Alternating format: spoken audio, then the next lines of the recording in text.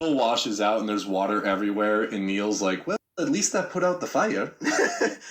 Norris is just, he's beyond words, and he's just like, that was your fault.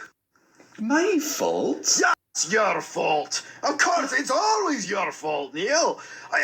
I was going to tunnel through. The thing was stable enough, but no, you had to fight me. You caused that. I can't believe this. I saved you. You I saved you. You would have been down there. You would have been a bloody wreck right now if I hadn't pulled you out of that tunnel. And you're going to... The tunnel only came down because of your lack of gumption, Neil. That's all it is. But just stop fighting, the both of you. Nelly comes up and, she's got tears in her eyes. Please, I hate it when you fight like this.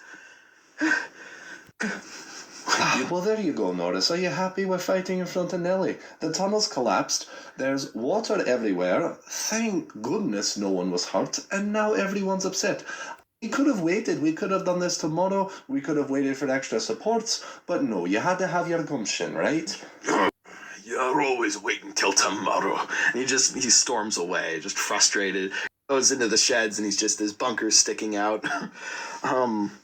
Yeah, and so the tunnel is collapsed, and beyond that, right, like, Norris never gives up. He wants to get that tunnel rebuilt, and I imagine even, like, later, after the tunnel collapses, there are also attempts across Vickerstown. Yeah. I love this idea that maybe Norris is so ambitious that, he's the most loved by, like, the shareholders and stuff like that. Yeah. And they kind of, it's like a feedback loop. And Norris convinces them to continue trying to send proposals to the Admiralty to build the bridge across the Walney Channel, to the point where he actually has, like, rails built in Vickerstown that are completely detached from like maybe to Kirk Ronan connection. Yeah, maybe after his big fight with Neil, like they just can't get through the tunnel, right? But Norris isn't deterred. He's like, we'll figure that bit out later. They've just got to get me over there, and I'll build the bridge. He has himself, like, put on a horse-drawn cart and, hauled over there. They've got, and 20 or 30 horses, like, straining and sweating, dragging this engine around. Onward, mush, mush. Yeah, he'd be whipping them if he could. And he ends up over there, right? Well, and then finally the design that gets approved is this, like, off-the-wall design. It's supposed to be, like, this really high, elevated bridge, because the Admiralty kept fighting back because they wanted their ships to be able to use the channel. Right. And so by getting this really tall bridge, it's actually, like, structurally not the most sound. Have you heard of the Tay Bridge disaster? Yeah, absolutely. Yeah, so it's the same exact, like, style of bridge. I think it was even, like, the same designer that was used. And so you've got these winds going through the channel, right?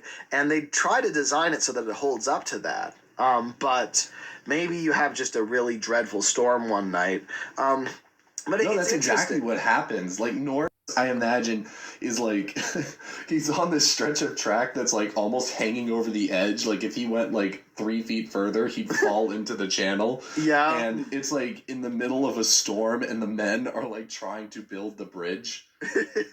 Like, there's cranes, they're lifting girders, and Norris hasn't spoken to Neil or Nelly in, like, months. Right. And he's just, like, cut himself off because he's obsessed. Right. And they're both back home. And Neil and Nelly, they see the lightning flashing through the sky, they see the rain, and very distantly they hear just pickaxes and hammers and, like, work happening. And Neil's just like, you shouldn't have them working in this weather.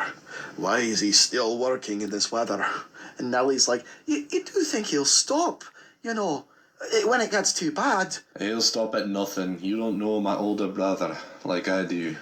And so eventually, they do erect the bridge. It's almost completed, but in 1879, the bridge is almost completed. But in 1879, the bridge is almost complete, and it's destroyed by a gale. Oh, great. And so I imagine, like, it happens in, like, the middle of the night, and Norris is, like, asleep. He's literally dreaming of, like, trains being pulled across it, like, ships crying because the railways have won, right? And he's, like he's in a tent, right? Like, where he can, like, see the bridge, but he's asleep, right? And he's picturing it and thinking it's glorious, but he's on a tent on the coast, on the very edge. And then the next morning, it's a beautiful morning. You've got a pink-orange sky overhead, and you can see the water rippling. And he looks out and he says, "They should probably be finished by now." And he opens his eyes, and there's no bridge.